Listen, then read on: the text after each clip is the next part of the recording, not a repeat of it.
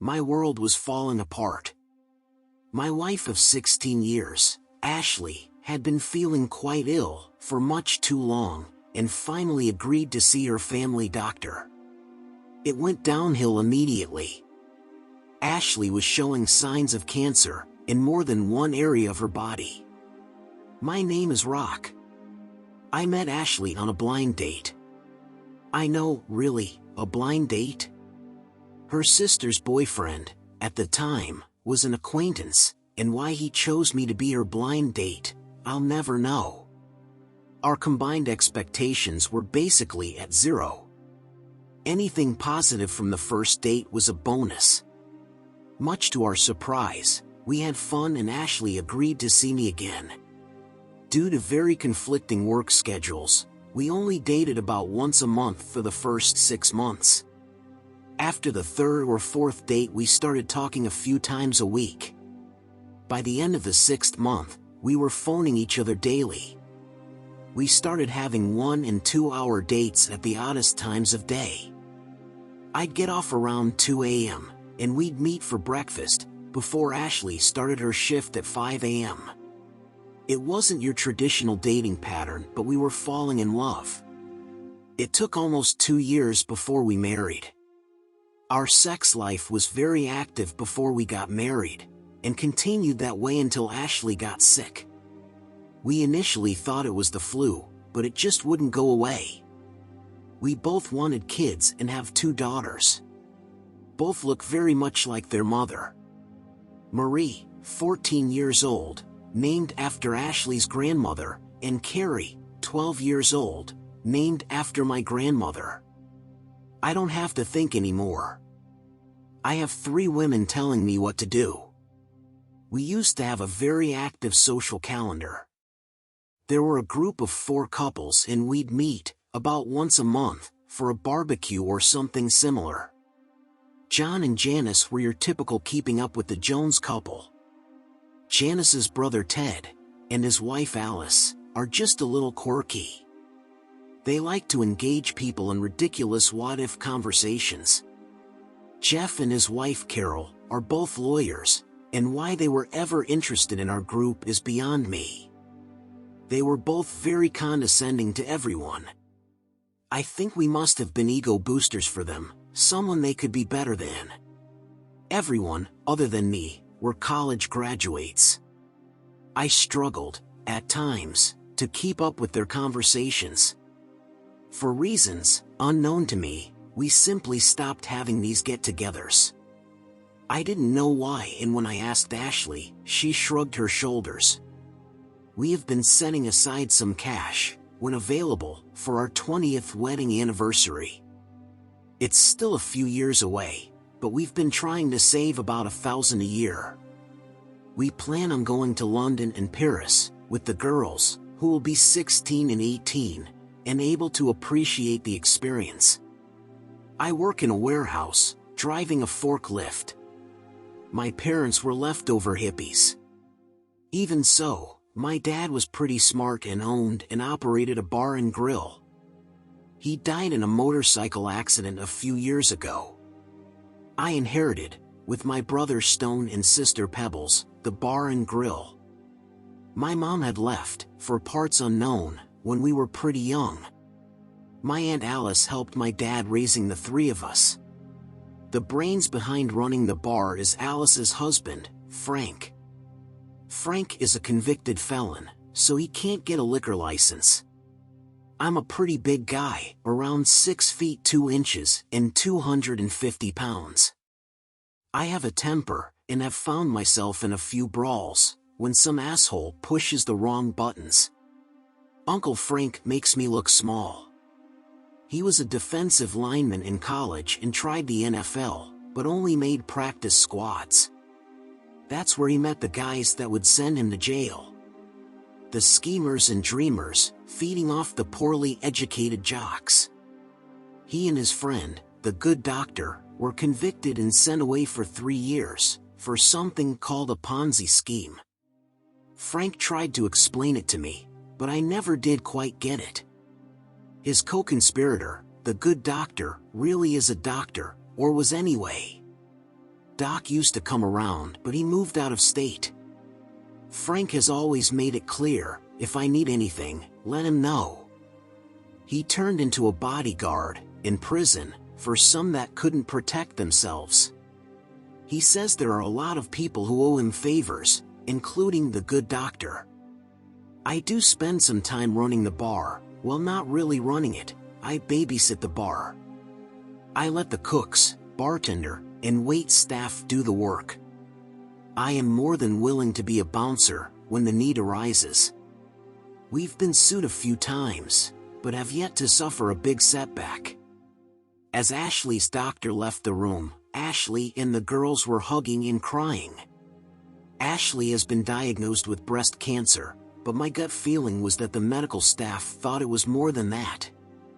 Just the number of impromptu meetings amongst the doctors led me to believe she was not a normal case. After a night filled with pacing, hugging, and tears, the morning was not our friend. Almost immediately Ashley was carted off for one test after another. It was early afternoon before they left her in her room long enough for us to snuggle.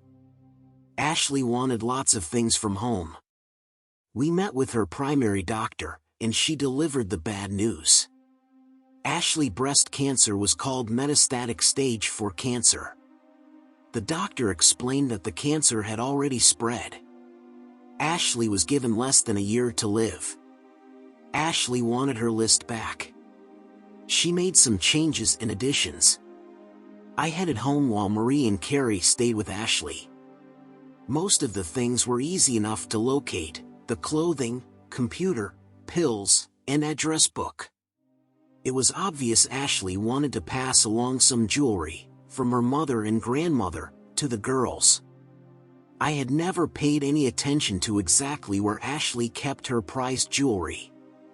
I rummaged through dressers and drawers before finding the cases Ashley had described. One thing did catch my attention, when I was rifling through the drawers, was an envelope addressed to me.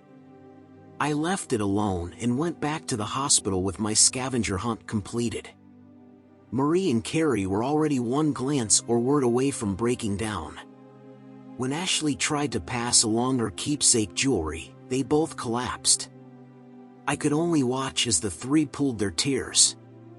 My mom took the girls back to her place and I spent the night in the chair next to Ashley. In the morning, after they took Ashley away for another day of testing, I headed home to take a shower and change my clothes. I saw the letter, which I had left on top of the dresser, and decided to open it. It was dated 2 summers ago. My dearest Rock, I was hoping I would outlive you and you would never find out about this.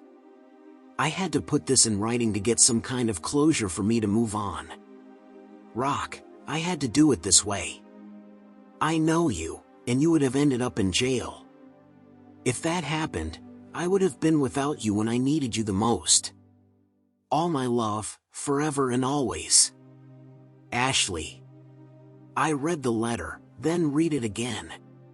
She was right, I would have ended up in jail. I had to be careful now, as I have 2 daughters to raise. After getting shaved and showered, I paid Uncle Frank a visit, giving him an envelope. He assured me that out-of-state people would take care of this. After running my errands, I swung by my mom's place and took the girls to the hospital. This was a good day for Ashley. The medications had really helped with the nausea. The chemo was just starting, so those ill effects were yet to come. Once Ashley was sedated, for the evening, I took Marie and Carrie back to my mom's place. I spent another night in the chair by Ashley.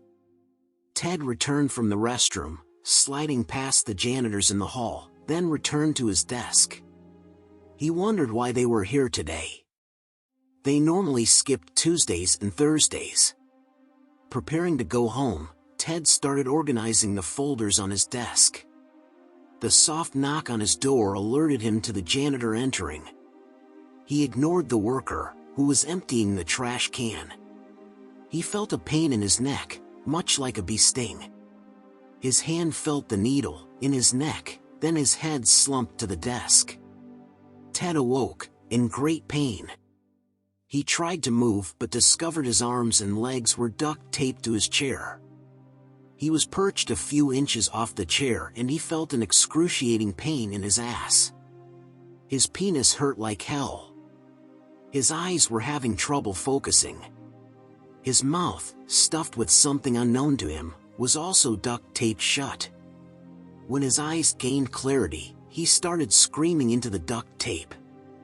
Where his penis used to be was a cable zip tie, pulled so tight that he wasn't bleeding.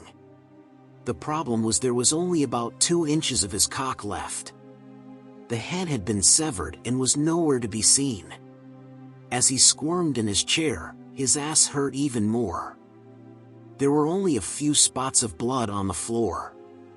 Around midnight, the local newspaper was alerted, with an anonymous phone call, from Ted's cell phone, to the ritualistic savaging of Ted.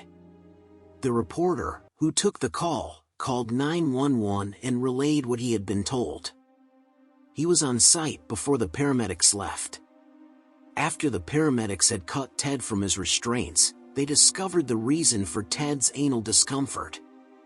Rather than risking further damage, they left the wine bottle embedded in Ted's anus and prepared him for transport. The police examined the available security camera footage and identified the suspect's car. Clear footage gave them the license plate number, which proved to be of little help, as the car was reported stolen earlier the previous day. 2 hooded people had left the stolen car, entered the building, left about 40 minutes later, and drove off.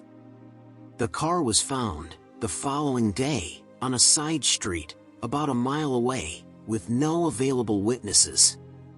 The newspaper ran a short article about the assault. I shared the newspaper with Ashley.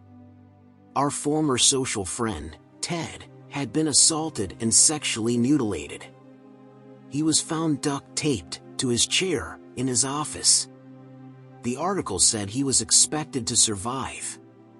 Police believe the crime was some form of sexual retaliation, due to the missing body parts. The article indicated that the police had video of 2 hooded suspects, who drove a stolen car. Ashley was concerned for Alice. Our routine didn't vary much over the next week. The chemo was making life miserable for Ashley. We had daily discussions about the pros and cons of continuing treatments. We gave it another week. After that week was up, Ashley announced she was stopping the chemo. She would rather enjoy her last days without the pain and suffering brought on by the attempts to save her life. She was no dummy. She knew the cancer had already spread too far and too wide to be stopped. Ashley was able to return home, with daily visits from the medical community. Things found a good balance for the next month. Irene stopped by one day and spent a few hours in Ashley's bedroom. Jeff and Carol also made a house call. Jeff spent a few minutes in the bedroom, but Carol spent almost 2 hours visiting with Ashley. Jeff and I chatted about the things I would need to do after Ashley's death. After Carol came out of the bedroom, she announced that she would do whatever legal work I needed, pro bono. I guess that's lawyer speak for free. Janice was swishing her goblet, then sipping the wine, when she heard a cat meowing in the kitchen. Since she doesn't own a cat, she went to investigate. She felt a pain in her neck, much like a bee sting. Her hand felt the needle in her neck, then she slumped to the floor. John, hearing a thump in the kitchen, called out to Janice, but received no response. Entering the kitchen, he saw Janice on the floor, then felt a pain in his neck, much like a bee sting. His hand felt the needle in his neck, then he slumped to the floor. John awoke, in great pain. He tried to move but discovered his arms and legs were duct taped to a kitchen chair. He was perched a few inches off the chair and there was an excruciating pain in his ass. His penis hurt like hell. His eyes were having trouble focusing. His mouth, stuffed with something unknown to him, was also duct taped shut. When his eyes gained clarity, he started screaming into the duct tape. Where his penis used to be was a cable zip tie, pulled so tight that he wasn't bleeding. The problem was there was only about 2 inches of his cock left. The head had been severed and was nowhere to be seen. As he squirmed in his chair, his ass hurt even more. There were only a few spots of blood on the floor. John heard a muffled scream and saw Janice, equally restrained, and equally panicked. Janice felt sharp pains in her breasts, vagina, and ass. She was having a tough time seeing. She squinted and realized her trophy boobs were gone, the implants removed. There were blood-stained paper towels duct taped to her breasts, and her pussy. She squirmed a little but stopped as the pain, in her ass, was severe. She was dripping blood, onto the floor, but not more than a few drops at a time. She could see a wine bottle, embedded almost completely, in her pussy and duct taped to keep it in place. It was after midnight when 2 paramedics entered the kitchen. For the second time in a month, the paramedics found a grisly scene. Both victims had wine bottles in their anus. Janice, with more injuries than John, used the first ambulance. A second ambulance arrived soon thereafter. A reporter from the local newspaper, alerted with an anonymous phone call from John's cell phone, was already on the front lawn. He was responsible for the 911 call. The police were able to identify the car used, but like the previous assault, it was also reported stolen the previous day. Their neighbor's surveillance video showed 2 hooded people. The car was found a few days later, abandoned, about 5 miles away. No witnesses had come forward. The newspaper ran a slightly longer article about this assault. I shared the newspaper with Ashley. Our former social friends, John and Janice, had also been assaulted and sexually mutilated. They were found duct taped to chairs in their kitchen. Both were expected to survive. Police believe the crime was some form of sexual retaliation, due to the missing body parts. The article indicated that the police had video of 2 hooded suspects, who drove a stolen car. They indicated that the previous victim was related to these victims. The community was very concerned with the rash of attacks and the police were promising to deliver results. Ashley read the story, then tilted her head and gave me the evil eye. I turned my palms up and shrugged my shoulders. She smiled, motioned me over, gave me a big hug and kiss, handed the newspaper back, and said thank you. I winked you're welcome. Ashley had a steady stream of visitors, including Irene and Carol again. You could see that Ashley was running low on energy. Ashley said Irene's divorce became official just after Ted was assaulted. Police had questioned her, at length, but she was not considered a suspect. Ashley only lasted 2 more weeks before kissing us goodnight for the last time. She hadn't even made it 3 months since her prognosis. I'm in denial. I can't wrap my head around the fact that Ashley is gone. I'm still hoping this is just a bad dream and things will be alright when I wake up. It's been a tough go for Marie and Carrie, and will be for some time. I doubt that I will have to fix a meal for the next few months. I have lots of meals, from neighbors and friends, and my freezer is stuffed. After the funeral, on a cold gray day with light rain, we had a get-together at the bar, lots of food, beer, soft drinks, and every kind of dessert you could imagine. Ashley wanted us to party, not mourn, after she died. I know people don't know quite what to say at funerals, but Irene kissed me on the cheek and said thank you. Sorry about your loss. She was always pretty quirky. It didn't stop there. A couple I'd never seen before was waiting anxiously for me to become available. I caught them, out of the corner of my eyes, a few times. Without introducing himself, he stuck out his hand, and I shook it. He said I'd really like to thank you. Before I could ask him for what, his lady friend stepped up, gave me a hug and a peck on the cheek, then whispered I can't thank you enough. Sorry to hear about your wife. I'm certainly not very good at holding a conversation, but it sure seems like I'm missing something. Carrie, and her best friend, came forward, tugging a lady. Dad, this is Ginger, she's my best friend's mom. I stuck out my hand, but she stepped into me with a big hug. My ex divorced me because of it. Thank you. Let me know how I can help you with your girls. I don't know why, since I haven't a clue what she's talking about, but I said okay. She left, leaving me completely perplexed. What was that all about? Jeff and Carol have been a big help. A few weeks after the funeral, Carol took me to a bank and helped me set up something called a trust for the girls, with some of the life insurance money I received from Ashley's job. She said she did it pro bono. I thanked her, but she replied no, thank you. I admit it, I'm clueless on how to talk to women. I guess she really likes doing pro bono stuff. She's helping me with something called probate. I read the letter one last time before burning it. My dearest Rock, I was hoping I would outlive you and you would never find out about this. I had to put this in writing to get some kind of closure for me to move on. When you were gone, on one of your fishing trips, Janice invited me over for a glass of wine. Nothing out of the ordinary, just Janice and I chatting. The next thing I knew, I woke up, tied to their bed, with John fucking me. After he came, Ted started fucking me. Janice made me eat her pussy. This continued for a few hours. They said their story, if I reported anything, would be that I suggested this, and that we had done this several times in the past. That just isn't true, Rock.